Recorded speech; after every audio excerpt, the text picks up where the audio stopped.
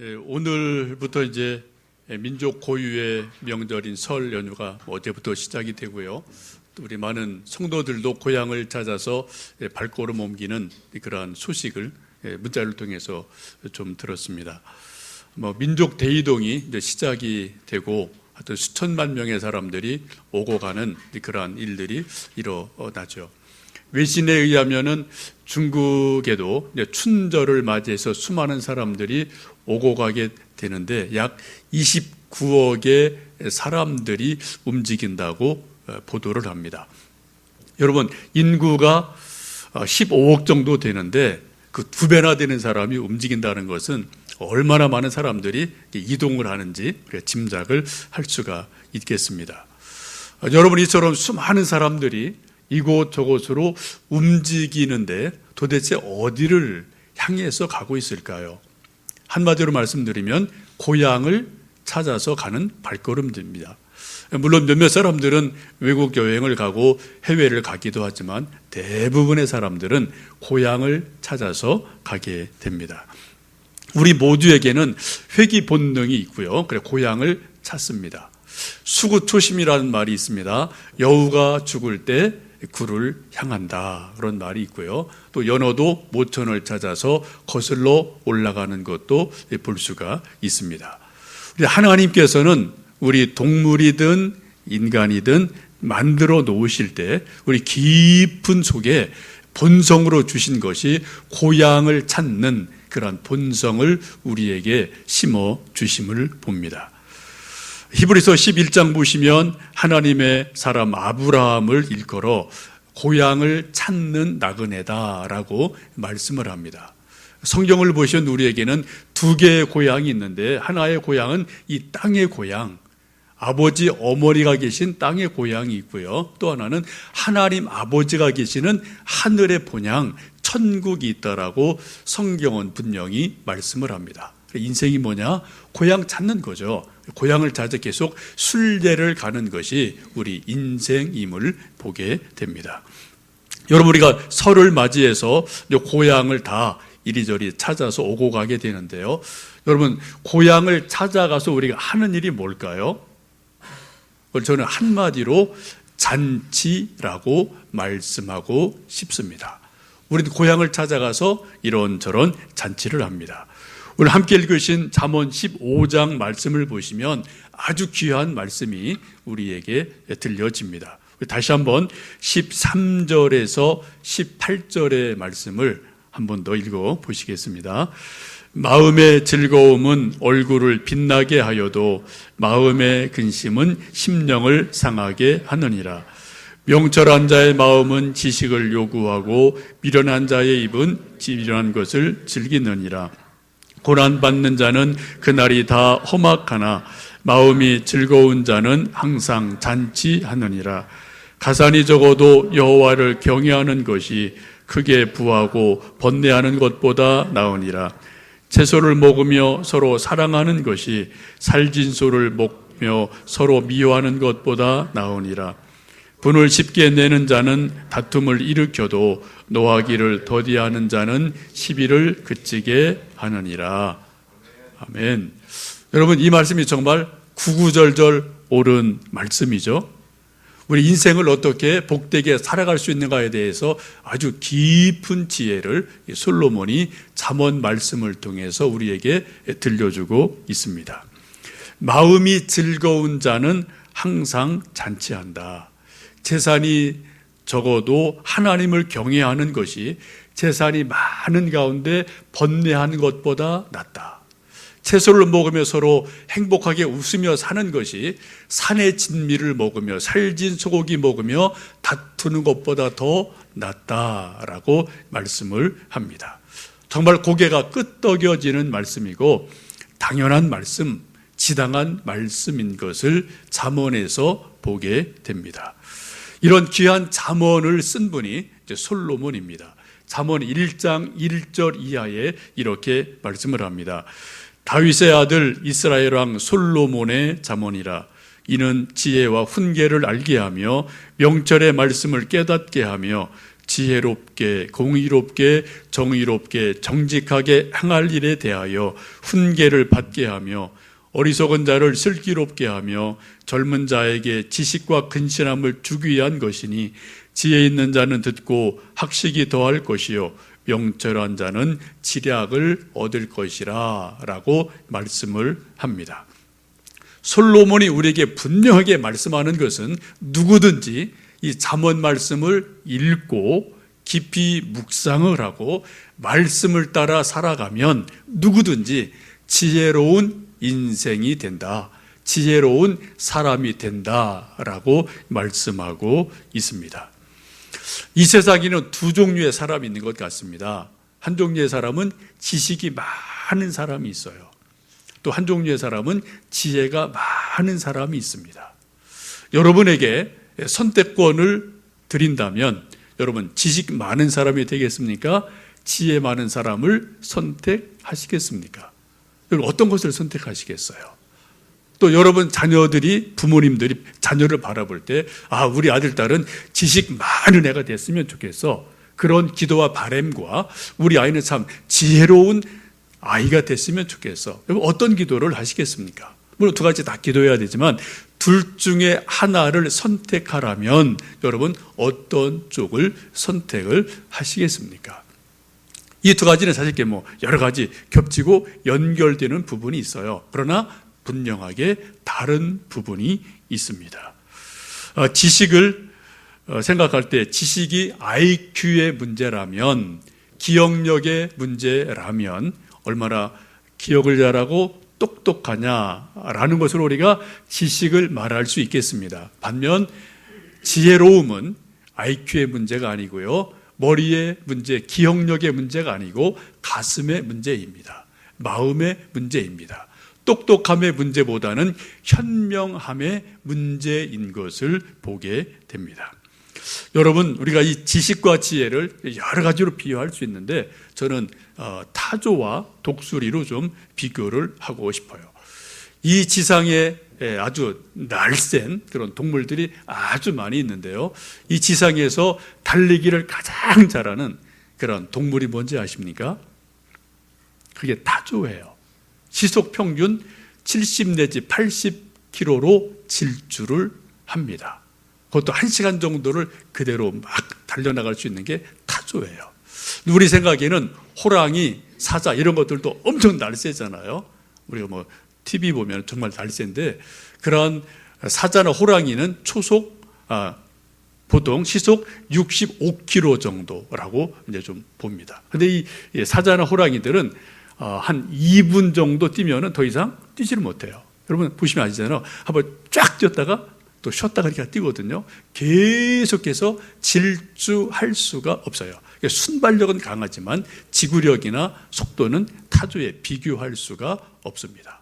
타조는 하여튼 한번 딱 속도가 붙으면은 그대로 치달아서 어떤 동물도 타조를 따라잡을 수 없는 그러한 속도를 가지고 있습니다. 여러분, 타조같이 앞만 보고 죽어라 하고 달리는 것, 이게 어떻게 보면 지식이에요. 남보다 빨리 가죠, 앞서가죠. 그런데 앞만 보다 보면 뭐예요? 부딪히는 게 많아요. 사고가 날 수 있음을 보게 됩니다. 그런데 독수리는 하늘을 높이 납니다. 그리고 높이 보고 넓게 보고 멀리 보면서 자기가 무엇을 찾고 있는지를 정확하게 알아가는 것이 독수리인 것을 보게 됩니다. 우리가 빠름도 중요하지만 독수리 같은 지혜가 더 중요한 것을 봅니다. 여러분, 똑똑하려면 우리가 책 많이 보면 돼요. 요즘은 책 많이 안 봐도 돼요. 핸드폰 하나면 다 해결됩니다. 거의 90% 이상. 여러분, 핸드폰 안에 백과사전 수백 권이 들어가 있잖아요. 그죠? 검색 잘하면요, 통계, 정보, 우리가 금방금방 실시간으로 우리가 알아낼 수 있거든요. 여러분, 어떤 누구도 핸드폰만큼 똑똑하지 않습니다. 여러분, 핸드폰만큼 똑똑하세요? 정보 많이 있으세요? 지식 많이 있으세요? 절대 그러지 못해요. 우리 핸드폰 지식이나 정보를 우리 절대 핸드폰 못 이겨냅니다. 여러분, 똑똑하시려면 핸드폰 잘 활용하시면 참 똑똑하다, 지식 많네, 정보 많네, 참 빠르네, 그런데 우리가 들을 수 있거든요. 근데 여러분, 지혜로운 것은 지식과 달라요. 지혜는 이 지혜는 잘 이것을 숙성시켜서 자기 것으로 만들어내는 숙성의 능력입니다. 묵상의 능력입니다. 그래서 뭔가 그 속에서 마치 김치가 푹 익은 것처럼 익어 나오는 게 그게 지혜지 않습니까? 그래서 우리가 성경을 읽고 말씀을 읽고 깊이 묵상하면서 단순한 재료가 아니라 그것을 잘 익혀내는 것이 바로 지혜이기도 합니다. 무엇보다 지혜는 어떤 그런 삶의 문제가 아니라 삶으로 살아날 때, 우리 몸으로 그렇게 만들어 나갈 때 거기서 참으로 지혜가 나오는 것을 보게 됩니다. 곧 지혜는 머리의 문제가 아니라 가슴의 문제이고요, 삶으로부터 엮여져 나오는 그러한 문제인 것을 보실 수가 있습니다. 열왕기상 4장을 보시면 솔로몬이 잠언 3천을 지었다, 또 노래 시편을 1005편을 지었다라고 열왕기서는 말씀하고 있습니다. 지금 우리가 읽은 이 잠언서는 솔로몬이 지었던 3천의 잠언 중에서 극히 한 부분이에요. 또 많은 부분 우리가 지금 모릅니다. 중간에 어떻게 됐는지 모르겠어요. 시편도 거의 다 우리에게 전해지지 않고 아주 소수만 전해지고 있습니다. 여러분, 솔로몬이 이런 놀라운 잠언을 지었을 때 그냥 척 하면 알아봤을까요? 한번 쓱 보면 그냥 지혜가 번쩍번쩍해서 일필휘지로 떠오르는 생각을 적어간 것이 잠언이라고 생각을 하십니까? 아니면은 솔로몬도 뭔가 곰곰이 고민을 하고 묵상을 하면서 이 잠언 한마디 한마디를 만들어냈을까요? 어떻게 생각하셔요? 저는 두 가지 다라고 생각합니다. 솔로몬은 분명히 우리 보통 사람에게 없는 놀라운 지혜와 지식이 있는 사람이에요. 하나님이 주신 놀라운 지혜가 선천적으로 그에게 일천번제를 드린 후에 하나님 주신 게 분명히 있습니다. 근데 그가 솔로몬이 잠언을 지은 것은 그런 번쩍이는 지혜만으로 쓴 것이 아님을 성경에서 본인이 고백하고 있습니다. 전도서 12장에 이렇게 솔로몬이 고백을 합니다. 전도자가 지혜로움으로 여전히 백성에게 지식을 가르쳤고 또 묵상하고 궁구하여 잠언을 많이 지었으며 그 기록한 것은 정직하여 다 진리의 말씀이니라 라고 말씀하고 있습니다. 솔로몬이 어떻게 했다고요? 묵상했다고 말씀을 합니다. 궁구했다고 말씀을 합니다. 고민을 많이 했다는 거예요. 여러분, 묵상보다 더 깊은 의미를 가진 단어가 궁구했다는 거예요. 궁구했다는 게 뭡니까? 아예 뿌리까지 캐들어갔다는 거죠. 뿌리까지 캐들어가서 그 근본을 알아내는 것, 이것이 바로 지혜이고, 그러한 마음으로 솔로몬이 잠언을 지었음을 스스로 고백하는 것을 보게 됩니다. 여러분, 솔로몬이 잠언을 지을 때 묵상했다, 궁구했다, 이 말씀에 여러분 깊이 주목을 해 보시면 좋겠습니다. 그런 의미에서 우리가 솔로몬의 지혜를 얻기 위해서는 잠언을 한번 쓱 눈으로 읽고 그래 맞아라고 동의하는 것 자체로 솔로몬의 지혜가 우리에게로 전이되지 않는다는 겁니다. 우리도 솔로몬 못지않게 잠언을 읽으면서 깊이 묵상을 하고 생각을 하고 고민을 할 때 그렇게 솔로몬이 만들었던 잠언이 우리 속에 뭔가 전달이 되어지고 느껴지고 동감이 되어지는 그러한 일들이 있음에 틀림이 없습니다. 여러분, 지혜로운 삶을 사시기 원한다면 저나 여러분 잠언서를 많이 보시면 좋겠어요. 그리고 묵상을 하시면 좋겠고요. 그 의미와 행간을 깊이 읽어간다면 우리가 솔로몬 못지않는 지혜로운 삶을 이 시대에 살아갈 수가 있을 줄로 있습니다. 오늘 함께 읽으신 잠언 15장에서 솔로몬이 권면하는 말씀이 무엇입니까? 사람이 마음이 즐거우면 얼굴이 빛난다. 마음이 근심이 있으면 심령이 상한다. 속이 상한다. 얼굴이 무겁다라고 말씀합니다. 우리가 여러분 뭐 남자나 여자나 이제 얼굴을 좀 이쁘게 보이려고 아름답게 보이려고 많은 애를 쓰시고 당연히 뭐 관리를 해야 되죠. 근데 오늘 성경 말씀을 보시면 어떻게 해요? 마음이 즐거우면 얼굴이 빛이 난대요. 마음이 무거우면 근심이 있으면 얼굴이 무겁대요. 어둡다고 말씀을 합니다. 여러분 화장도 열심히 하시지만 정말 여러분 아름다운 얼굴, 예쁜 얼굴 되시려면요 마음을 밝게 하시면 될 줄로 믿습니다. 마음에 즐거움이 있으면 얼굴이 환하다니까요. 빛이 난다니까요. 근데 아무리 화장을 해도 단장을 해도 마음이 무거우면 얼굴이 무거워요. 얼굴이 또 어둡게 보일 수밖에 없음을 우리가 뭐 매일 경험을 합니다. 또 마음이 즐거운 자는 항상 잔치한다라고 15절에서 말씀을 하고 있습니다. 항상 잔치하는 집, 항상 잔치하는 교회, 항상 잔치하는 직장, 참 아름답고 멋진 말인 줄 압니다. 여러분 살아가시는 가정에서 항상 잔치하는 집이 되시기를 주의 이름으로 축원합니다. 우리 또 교회도 항상 잔치하는 교회가 되셨으면 좋겠습니다. 여러분 일터가 정말 가서 고생하는 곳이 아니라 잔치하는 마음으로 일하는 일터가 되고 우리 자녀들이 학교 갈 때 아이고 하고 고생하러 가는 게 아니라 정말 잔치하러 가는 마음으로 학교를 갔으면 좋겠어요. 그것이 어떻게 해요? 오늘 말씀 보시면 마음이 즐거운 자는 항상 잔치를 한다라고 말씀합니다. 마음에 달려있다는 것입니다. 마음이 즐거우면 무슨 일을 하든 어디를 가든 항상 잔치하는 마음으로 살아간다라고 말씀합니다. 이제 저희들 설을 맞이해서 또 잔치를 합니다. 제가 볼 때는 이 설날 적어도 3가지 잔치가 우리 각 가정마다 있는 것 같아요. 첫 번째는 음식 잔치가 있습니다. 두 번째는 무슨 잔치요? 선물 잔치가 있어요. 세뱃돈 주고받죠. 또 하나 무슨 잔치가 있을까요? 말 잔치가 있어요. 서로 이야기꽃을 피우게 됩니다.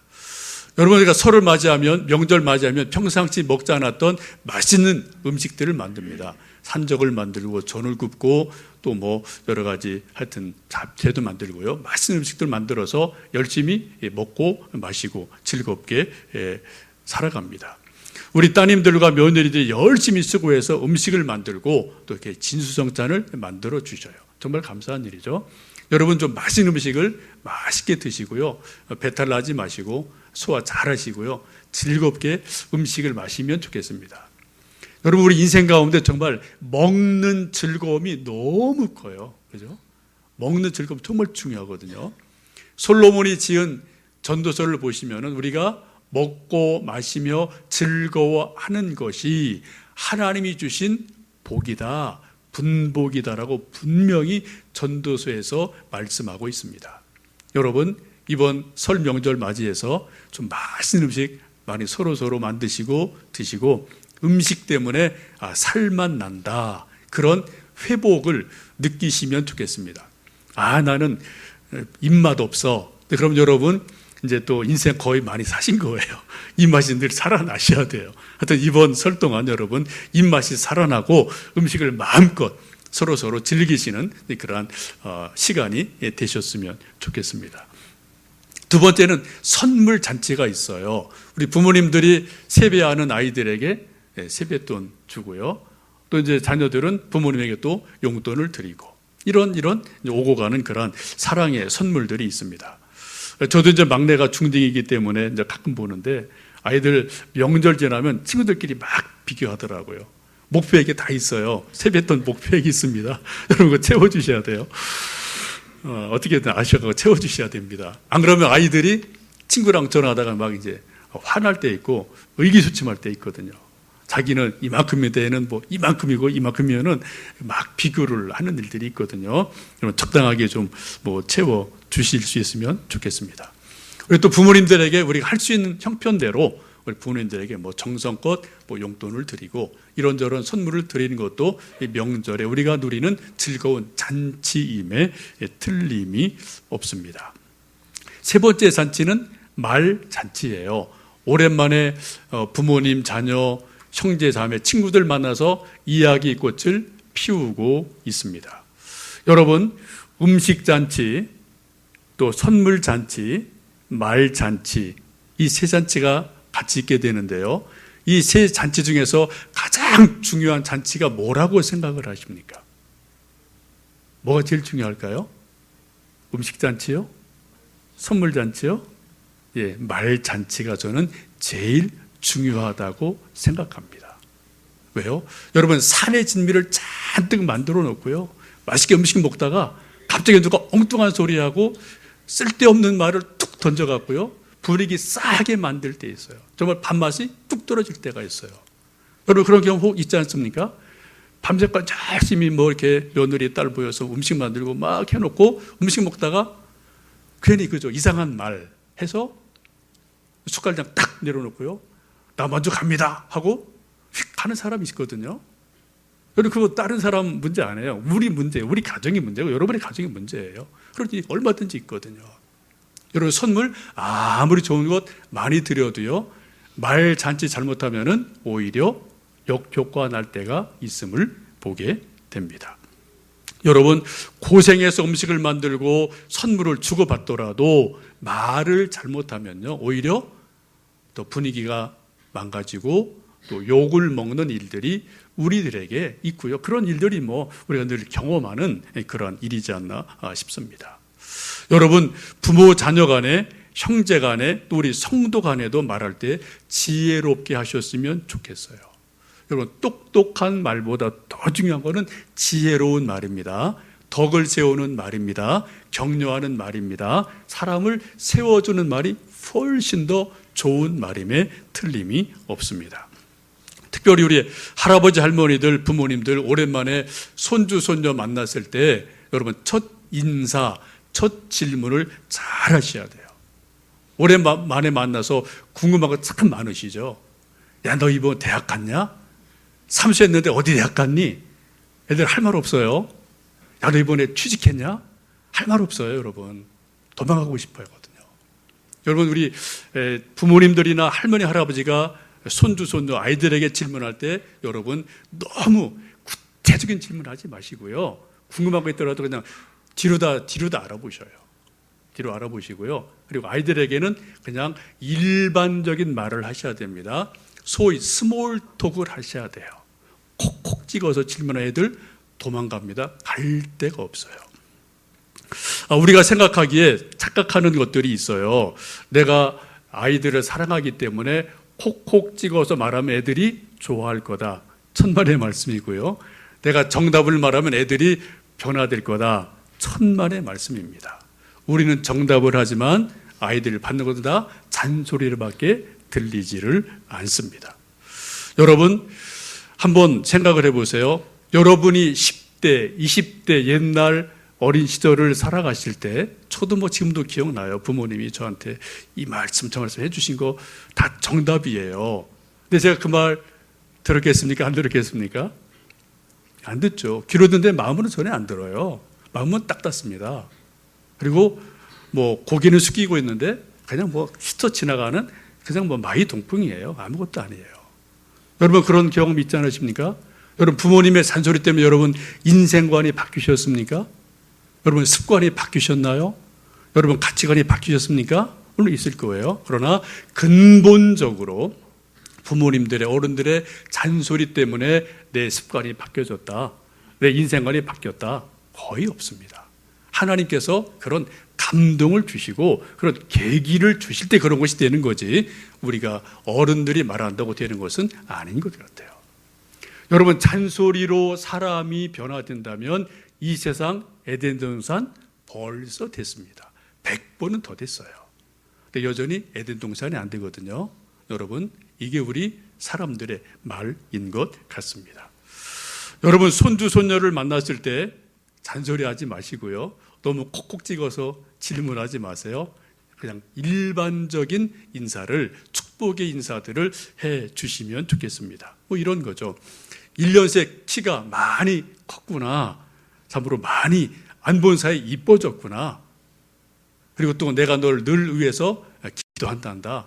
너는 잘 될 거야. 너는 대기만성형이야. 또 또 오랜만에 보니까 참 할머니, 엄마, 아빠 마음이 참 정말 행복하고 즐겁구나. 이런 말씀을 여러분 해주시면 애들이 마음이 놓여요. 평안해져요.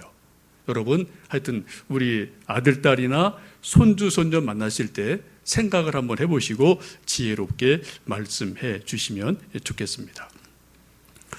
여러분 우리 자녀들 가운데 재수, 삼수, 사수하는 아이들이 있어요. 야, 너 삼수했는데 아직 대학 못 갔니?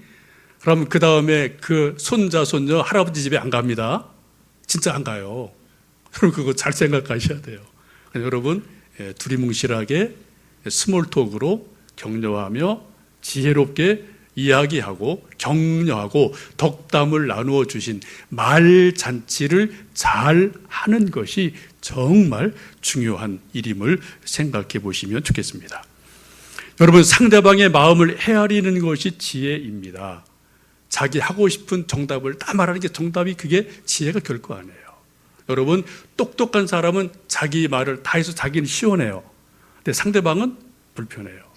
지혜로운 사람은 내가 말을 해서 나도 시원하고 상대방도 시원하게 해주는 것이 지혜로운 말인 줄로 압니다. 이제 우리가 명절을 맞이해서 고향을 찾고 부모님을 찾고 또 누구 친구를 만나고 형제 자매를 만나게 됩니다. 여러분 음식 잔치를 푸짐하게 잘 하시고요. 또 선물 잔치도 잘 하시고요. 무엇보다도 말 잔치를 잘 하시기를 원합니다. 그러면 그게 행복이 있어요. 정말 거기에 늘 잔치하는 집이 돼요. 음식이 아무리 많아도 선물이 아무리 많아도 말 잔치를 잘못하면 잔치가 되지를 않습니다. 여러분 가정에 우리 일터의 직장에 우리가 섬기는 이 교회 속에 말 잔치를 잘함으로 항상 잔치하는 집이 되는 교회가 되는 귀한 은혜가 있기를 주님의 이름으로 축복합니다. 함께 기도하시겠습니다.